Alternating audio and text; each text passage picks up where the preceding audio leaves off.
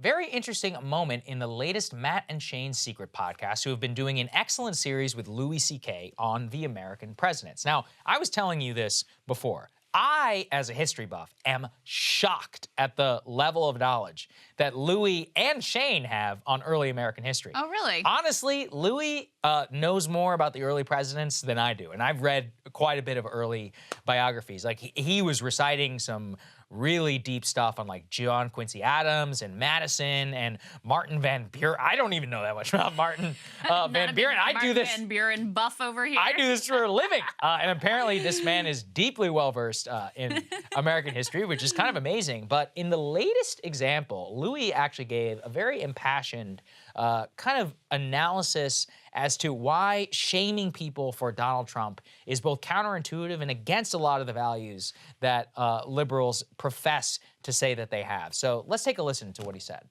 I'm afraid to tell you, but you're a Republican. That's what people do is like, come here. I've got the same. I'm like you. You're like me more than you understand. Now, and they hedge it. They go like, now I don't agree with my opponent's bill for healthcare, but I have the same concern as you do about healthcare. I have the same values you do. We're like, you should vote for me. But what progressives do is you actually say to them, I'm a progressive. Yeah. And they go, really? Prove it. Well, I'm for gay marriage. What do you mean gay? What do you mean marriage? Yeah.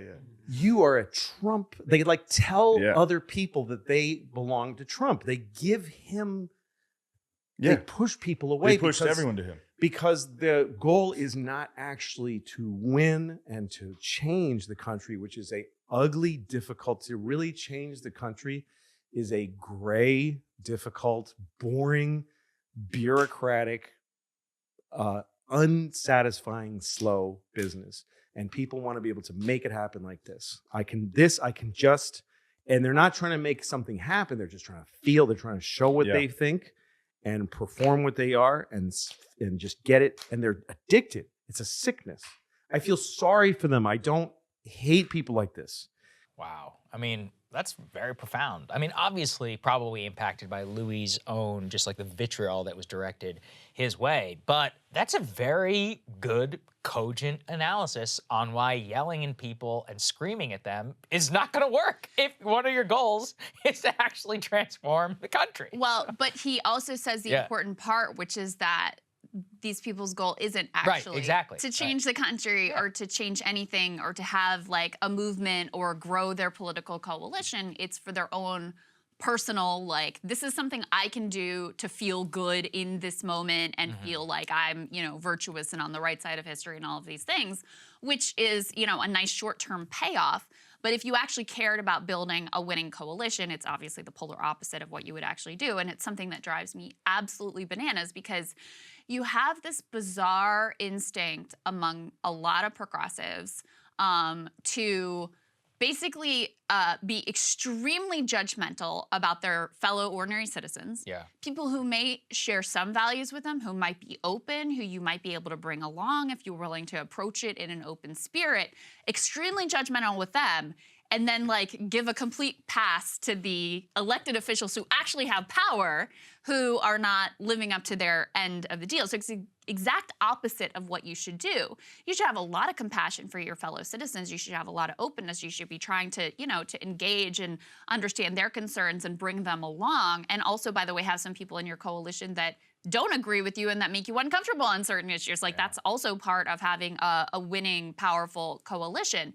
But then when it comes to people in power, yeah, you should be constantly holding their feet to the fire, especially when they don't do the things that they are supposed to do or that is within their power to do. So oftentimes it's like completely backwards. And we've talked about this some with regards to the way that a lot of progressives have approached Joe Rogan, who is someone who agrees with them on quite a number of issues and doesn't on certain issues. Probably like 80%. And so it's like, the only things they highlight are the areas where he has disagreements.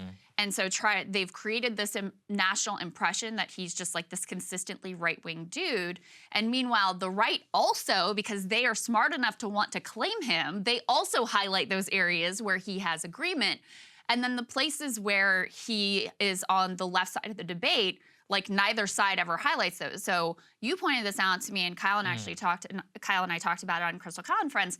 He made comments about Roe versus Wade. Yeah, were very and nobody covered pro-choice. Right, we were the only ones who covered it because if the right behaved the way the left did, they would have pulled out those comments. Yeah, and they would have trashed him. They would say he's left wing, he's a Marxist, he's this, he's not us, he's with them.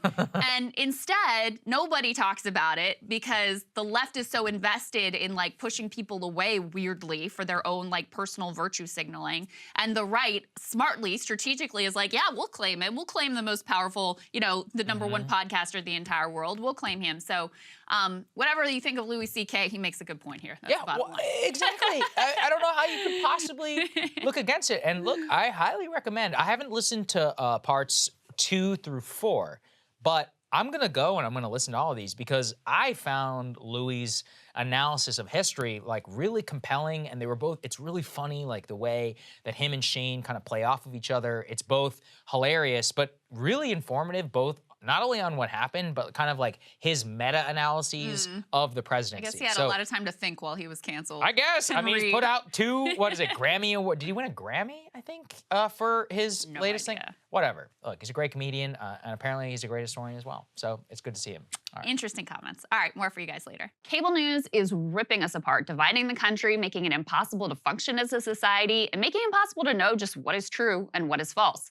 But the good news is they are failing and they know it.